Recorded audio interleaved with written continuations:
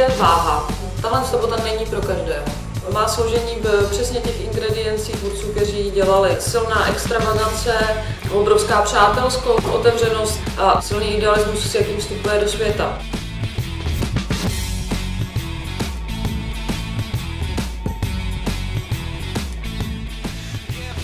Dušan vůbec nebude mít problém rozumět tomu, co Marek hledá. Naprosto intuitivně to cítí.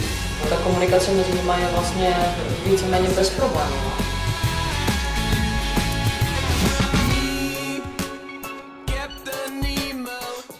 Markovi spadá Slunce a Merkur do Ryby. Tohle uskupení hvězd způsobuje, že ten člověk je velice vášnivý. Dohromady ještě s ascendentem ve Lvu způsobuje, že opravdu jako se dokáže projevovat.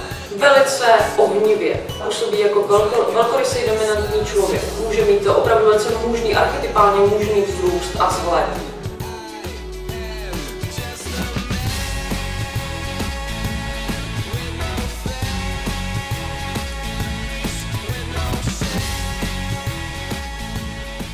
Dušan je velice společenský, velice přátelský a ta hluboká, tvůrčí sexuální energie sdružuje kolem sebe hodně lidí. Dušan je ještě k tomu velice velkorysý člověk. Dokáže velice snadno splánout pro jakoukoliv osobu, do které se natchne. Mary, nebuď při zemi. Nebuď při zemi, ty nemůžeš být při zemi, ty musíš být úplně... Ty tě znám, jako, že to jsi masakr.